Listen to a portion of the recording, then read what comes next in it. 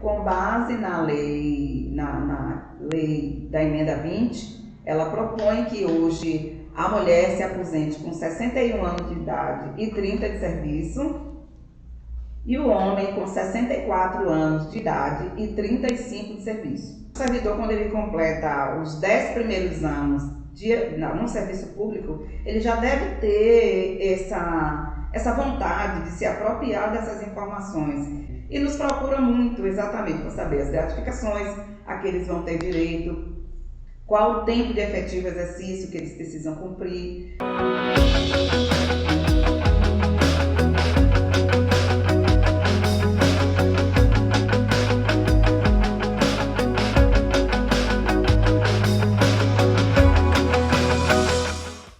Olá, sejam bem-vindos mais uma vez ao Entre Aspas.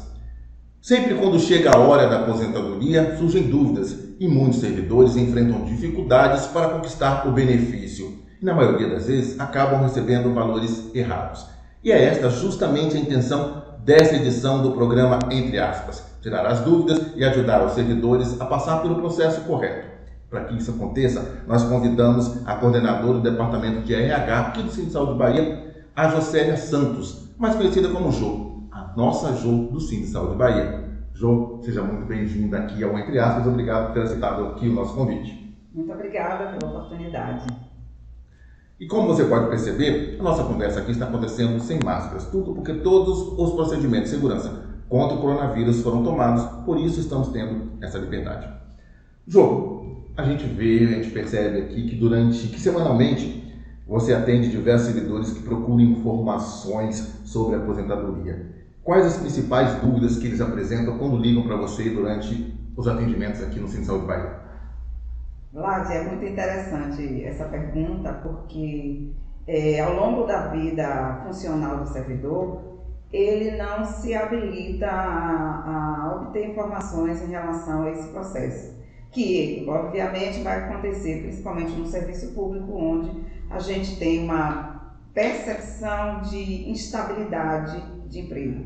Então, quando a gente pensa que entrou, daqui a pouco já está na hora de sair realmente. E ele não, ao longo desse período, ele não se preocupa. Quando chega a partir dos 20 anos de serviço, ou 25, aqueles que já têm até atividades, já laboraram em outra empresa, por exemplo, empresa privada, aí começa a acender a lâmpada da necessidade de conhecer quais são os caminhos que ele vai ter que trilhar para ter uma aposentadoria que ele seja contemplado com as gratificações.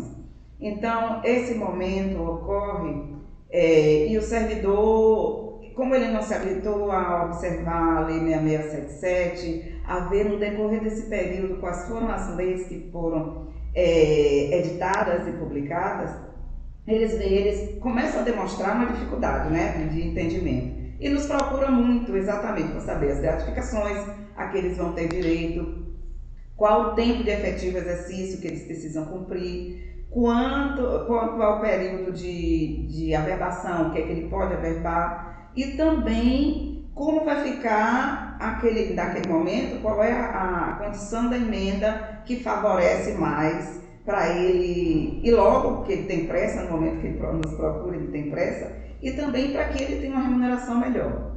E você falou em tempo, 20, 25 anos. Existe um tempo necessário para começar? Quando realmente devem começar essas preocupações para que as pessoas possam juntar a documentação para dar entrada nesse processo de solicitação da aposentadoria? Perfeito.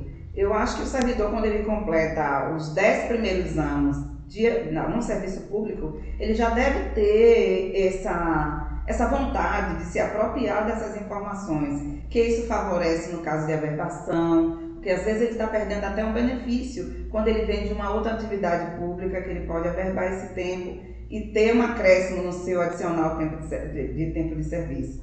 Por exemplo, se ele tem 2 ou 3 anos de serviço público anterior a esse tempo atual que ele está no serviço público, ele pode acrescer, em vez de ter 10% de adicional tempo de serviço, ele já vai para 11, para 12, dependendo do tempo que ele tenha elaborado. Existem documentos específicos que são necessários para que ele apresente durante o processo? Sim, necessário. Nós temos hoje a instrução 04 da SAEB, a instrução de concessão de processo de aposentadoria em relação à documentação necessária. Então, foi publicado no Diário Oficial de 31 de janeiro de 2021, uma instrução normativa, que ela especifica a documentação que o servidor precisa ter nesse momento para poder dar entrada na concessão desse benefício, que é o RDV, inicialmente, é o velho conhecido requerimento de direitos e vantagens, tem a declaração de bens, tem a declaração dos períodos de licença-prêmio, caso ele tenha adentrado serviço público anterior a 98. Existem quinquênios que são favoráveis a aumentar o tempo de serviço. Aí nós vamos também para, se ele teve insalubridade, ele precisa apresentar esse laudo para que ele consiga, vamos dizer assim, juntar esse tempo, que hoje inicial, para cada gratificação você precisa ter no mínimo 5 anos. Então esse laudo, ele justifica o período que o servidor laborou na qualidade insalubre. Vem documentos pessoais também. E também é necessário hoje a certidão negativa de benefício, tanto do âmbito do Estado, do regime geral e como da Prefeitura. A gente precisa hoje de uma certidão para saber se ele trabalhou, se ele utilizou esse tempo em alguma outra condição de regime geral, regime próprio também. E atrelado a isso vem as outras documentações que são específicas da unidade que está elaborando a instrução do processo. Você, numa resposta anterior, você falou em gratificações. E todas as gratificações que vêm discriminadas no contra-cheque do servidor, elas podem ser utilizadas e aproveitadas para chegar ao valor final da aposentadoria ou não? Excelente pergunta. É que todas as pessoas que têm gratificações, eles precisam ter percebido no mínimo 5 anos corridos ou 10 intercalados. Significa dizer, se ele trabalhou no período de 5 anos corrido, ele já tem aquele benefício garantido porque ele incorpora, certo? Mas se ele trabalhou 2 anos e aí suspendeu essa determinada gratificação, ele vai ter que completar esse tempo com 10 anos de atividade. Mas isso implica dizer também que ele precisa, obviamente, estar percebendo essa gratificação no momento da aposentadoria, que é o grande gargalo que a gente tem hoje em relação ao entendimento da SUPREV com o Tribunal de Contas. Que o Tribunal de Contas entende, se ele cumpriu 5 anos corrido 10 intercolado, obviamente, ele precisa levar essa gratificação no momento do seu ato aposentador. Eu posso dizer que esse é um dos casos da GID, que a gente que acompanha seu trabalho, a gente vê muito servidor perguntando da GID. A GID, o próprio CET, né? O CET e também a insalubridade. Gratificações que precisam ter um tempo mínimo de percepção de 5 anos.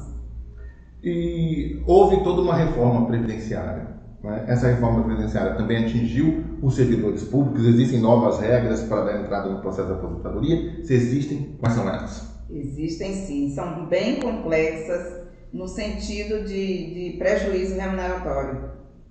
Que nós temos na emenda 20 o amparo da regra de pontos, né, que está no artigo 3º, e que nessa regra de pontos você precisa fazer um somatório, pois que a cada 1 ano e 3 meses, a partir do advento da emenda 20, ele acresce um ponto. Então, às vezes você está pensando, eu já tenho, que é o tempo mínimo hoje, o número de pontos hoje é 86 para mulher, 86 para mulher e 96 para homem. Isso foi lá no advento da lei, da emenda 20, em janeiro de 2020, mas hoje ele já teve um acréscimo de 1 ponto, quase 2 pontos, e com isso, ao invés de 86, nós estamos nos aproximando de 88 pontos para a mulher e 98 para os homens, né? E tudo isso depende da idade que aquele servidor tem naquele momento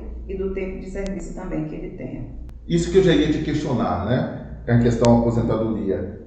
Com quantos anos o servidor já pode entrar com o pedido do processo, né, de solicitação da aposentadoria? Com quantos anos de serviço prestado ele já pode dar início ao processo?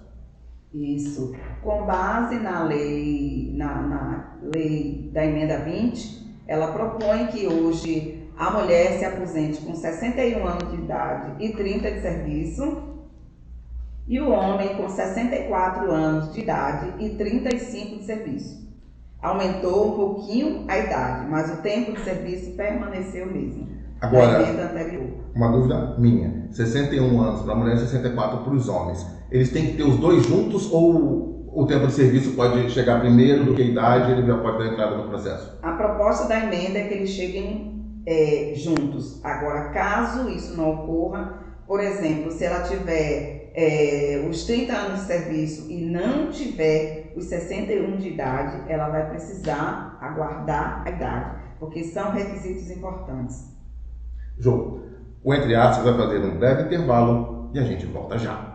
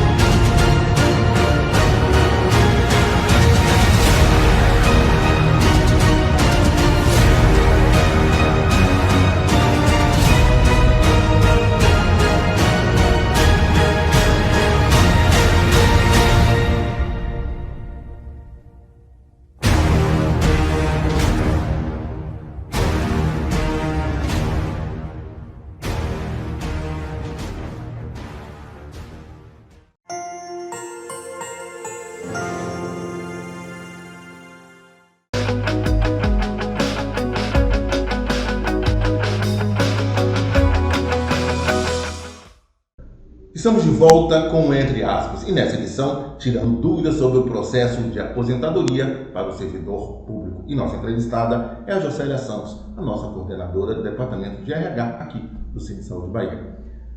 Jô, no primeiro bloco a gente falou muito desse processo de aposentadoria. Agora eu te pergunto, onde o servidor deve requerer a aposentadoria?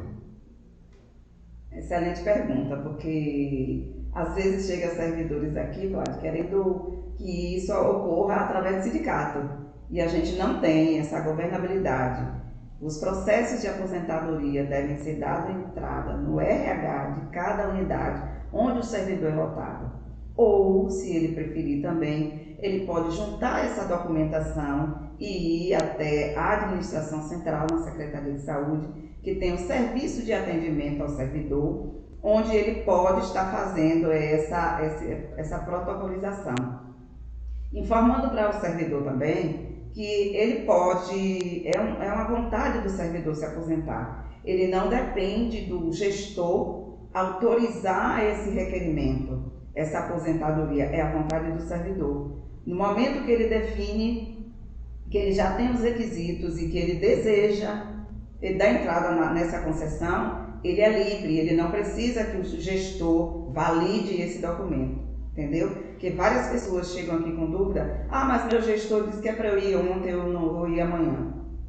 Não existe essa condição. No momento que ele se sentir confortável, com vontade,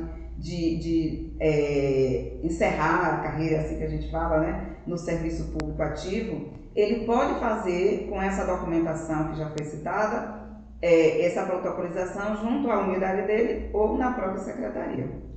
E como é feito, né, esse cálculo do valor da pensão previdenciária do servidor? Bom, quando ele dá entrada nessa concessão de aposentadoria, ele junta documentos, que são os documentos que é específico do servidor, que eu já citei, mas também o RH da CESAB, no caso nosso, né, servidor da Secretaria de Saúde, ele tem uma equipe de técnicos que avaliam as gratificações, que juntam certidões, que tem um sistema próprio de cálculo desse benefício e aparecem ao final dessa instrução processual uma composição de proventos de inatividade, que onde está todas as gratificações a que ele fez jus, o vencimento base, e isso é um somatório que ao final está lá especificando qual é a remuneração que obviamente ele vai levar na aposentadoria. E nesse processo todo, existe a possibilidade de que o servidor consiga uma aposentadoria com o valor integral do salário que ele recebe quando está na função trabalhando normalmente? Sim, sim. Se ele cumpre os pré-requisitos, ele tem um menor prejuízo na remuneração, porque essas gratificações, elas são calculadas com base exatamente no período que ele elaborou essas atividades e quando ele cumpre o requisito para a aposentadoria, se ela está dentro da média dos 12 meses. Quanto mais, como a gente não tem tido tanto reajuste tão expressivos, então não existe muita diferença entre os 12 meses. A gente percebe isso claramente. Então, quando você faz a média de quando ele adquiriu o requisito e os 12 meses, ele fecha exatamente na última remuneração do salário dele. Quer dizer, se ele aposenta no mês anterior, ele vai fazer esse somatório e ele percebe que o prejuízo é muito pequeno. Agora, com o advento da emenda 20, a gente já faz uma ressalva maior, porque as médias são calculadas de forma diferente. E durante todo esse processo, o servidor acaba recebendo um valor bem menor do que ele esperava. Não vamos dizer que seja um valor errado, mas existe a possibilidade de entrar com um processo de rever esse valor da aposentadoria que atualmente ele recebe? Sim, sim. Existem duas modalidades. Ele acompanhar o processo, porque a gente entende e já tem batido muito nessa tecla aqui no sindicato, que o SEI é o Serviço de protocolização de processos do governo do Estado e onde todo servidor ativo deveria ter acesso. Esse acesso implica nele estar acompanhando o processo dele dioturnamente enquanto ele está sendo instruído, o que ocasiona a possibilidade dele observar, inclusive quando é fechado, a composição desses proventos. Mas, para além disso, a gente pode também, posterior à publicação do ato aposentador desse servidor, e fazer uma revisão para ver se está correto. E no caso de alguma dúvida, de inconsistência de algum valor, ele pode estar solicitando, através do saque, a revisão do processo da aposentadoria. E me diga uma coisa, se por acaso o servidor já está aposentado, por exemplo, há mais de 10 anos, ele tem como rever ou tem um tempo limite para que ele possa pedir essa revisão? Não tem um tempo limite, porque como se trata de uma verba de caráter alimentar, hoje judicialmente a gente toma conhecimento disso, ele pode estar reivindicando uma revisão sim, sendo que aí ele vai ter que obedecer à prescrição quinquenal, que os últimos 5 anos, se porventura ultrapassou esses 5 anos, ele deixa de ter direito a essa indenização, mas em contrapartida ele consegue sim atualizar o valor que ele julga incorreto. João, muitos servidores eles também trabalham na rede privada. E esses servidores eles podem aproveitar este tempo da rede privada para também definir o valor da aposentadoria? Sim, sim. É possível sim, é porque a gente vê de outro ângulo. Primeiro a gente se preocupa com o tempo de serviço. E é muito importante, se o servidor trabalhou em uma outra instituição, mesmo que privada, e quando ele adentra o serviço público, ele tem a possibilidade de trazer esse tempo, contanto que ele não seja concomitante, quer dizer, que ele seja anterior ao tempo que o servidor adentrou o serviço público. É muito benéfico, inclusive, importante mais ainda se ele já tiver uma idade que já esteja aproximando da data limite para ele solicitar essa aposentadoria. Então, ele precisa cumprir requisitos, mas esse tempo que ele traz da iniciativa privada é de grande valia. E aproveitando para dizer também que dentro da emenda 20, a gente tem outras modalidades de aposentadoria, né? Que vem da regra de pontos, vem a regra de pedágio, com o cumprimento do requisito do tempo de serviço público também, ela é possível ela ser consolidada para facilitando a forma que o servidor, de acordo com o histórico funcional que ele tenha, para ele requerer essa aposentadoria, se for da vontade dele, um pouco mais cedo, né? Se ele cumprir o requisito da idade, ele traz esse tempo privado, ele já soma, ele só precisa cumprir o requisito do tempo de serviço público, que é de grande valia mesmo, que ele tenha exercido, principalmente se ele entrou antes de 2003, que ele já está amparado pela liminar, que ele já tem um formato diferente na aposentadoria, que é a garantia da integralidade, e em alguns casos da paridade também. Então, se ele tiver um tempo anterior e em 2003 já estava no serviço público, e ele atualmente tem a condição de se aposentar, esse tempo só ajuda. Que bom. E tem algo da aposentadoria que a gente já conversou aqui, que você explicou, explanou pra gente, que não tenha sido acrescentado, que você acha importante que deva ser acrescentado, que o servidor tenha conhecimento? Isso, que a gente chama atenção bastante na condição quando o servidor nos procura, ou por telefone, ou por e-mail, ou presencialmente, é que ele esteja antenado com as regras, que ele esteja atento às mudanças, às emendas que nós temos hoje. Nós tínhamos, antes de janeiro de 2020, a emenda 47, a emenda 41, né, que dava melhores condições de aposentadoria ao servidor. E hoje nós temos a emenda 20, que ela passou a vigorar a partir de 1º de fevereiro de 2020, mas também nós temos liminar, que são condições que o jurídico se debruça e encontra brechas que favorecem o servidor, com base na nova regra, que é da emenda 20, que tem muita coisa que trava a condição da remuneração. João, você falou do atendimento, né, por telefone presencial. Qual o número do telefone que as pessoas podem entrar em contato com você e quais os dias e horários que eles te encontram aqui na sede do Cine Saúde Bahia? É importante realmente essa colocação. Que aqui no sindicato eu me encontro nos dias de terça, quarta e quinta, né? Das 9 às... Hoje a gente está um pouco mais travado por conta da pandemia, então nós estamos aqui até às 15h30, mas o horário normal seria até às 17h. E que podem contactar através do 32668940, que é o telefone do sindicato. Então, qualquer dúvida, eles podem vir aqui? Tranquilamente. Nós temos também e-mails que estão no site do Cine Saúde, que podem ser consultados e solicitados informação, e eu respondo, e se for necessário, a gente entra em contato com o servidor. E além da aposentadoria, né, que muita gente, eu vejo que muito servidor chega aqui com dúvida, que outras dúvidas que eles podem tirar buscando o seu serviço aqui no Cine Saúde Bahia? Isso, também nós tratamos do abono de permanência, no momento da averbação, se ele tem alguma dúvida, qual o tempo que é necessário ele averbar, até porque ele pode ter outra aposentadoria que ele possa fazer jus futuramente junto ao regime geral de previdência, e para que ele não utilize esse tempo todo, não perca tempo de serviço, gastando todo dentro daqui, por exemplo, do serviço público na CESAB, já que ele pode fragmentar essa averbação e guardar um outro período para aposentadoria junto ao regime geral.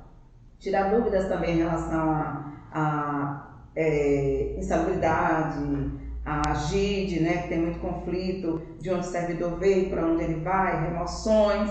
A gente tem uma série de situações, de demandas que implicam na relação do servidor com o sindicato, que a gente acaba esclarecendo.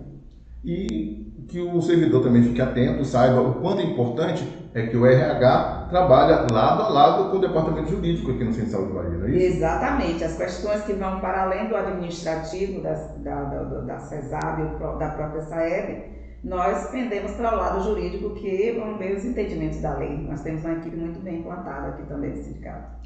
Então você vê esse servidor que está nos assistindo aqui, nós já colocamos embaixo no seu vídeo o telefone, o endereço, o horário de atendimento de Jô aqui. É só, na dúvida, procurar pelo atendimento do RH que você vai tirar todas as dúvidas, não é isso, Jô? Isso, exatamente. Porque cada servidor tem sua especificidade, tem a sua funcionalidade no seu histórico e a gente precisa estar esclarecendo essas dúvidas. Qualquer coisa, estamos sempre à disposição. Jô, nosso programa, nosso tempo está terminando, né? Eu lhe agradeço imensamente por todo o esclarecimento, todo o conhecimento que você trouxe aqui e espero que dessa forma tenhamos ajudado o servidor que nos assiste. Eu que agradeço a oportunidade, que é sempre bom a gente estar próximo ao nosso servidor, né? Porque a gente está vendo hoje os prejuízos que a gente está tendo, né? Com as políticas que estão aí só depreciando o serviço público e o SUS como um todo, né? E a gente vai para aquela questão de viva o SUS e somos nós, na verdade, que devemos fortalecer esse sistema que nós acreditamos. Bom, e antes de terminar, eu te peço mais uma coisa, que você dê um recado para o servidor que nos assiste, para que eles possam ter conhecimento mais dos direitos dele.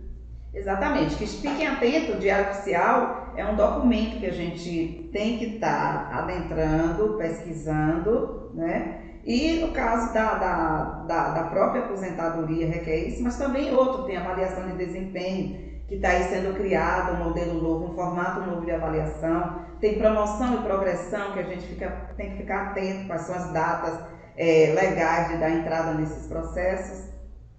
Que nossa cartilha hoje, enquanto servidor público, é o Diário Oficial, que é nele que as leis vão estar contidas. Jô, só tenho a agradecer pela sua presença aqui mais uma vez. Obrigado por ter aceitado o nosso convite e por ter trazido tanto conhecimento. Ok, eu é que agradeço. Estamos juntos. Sempre. Essa edição do Entre Aspas fica por aqui. Um grande abraço para você e até o nosso próximo encontro.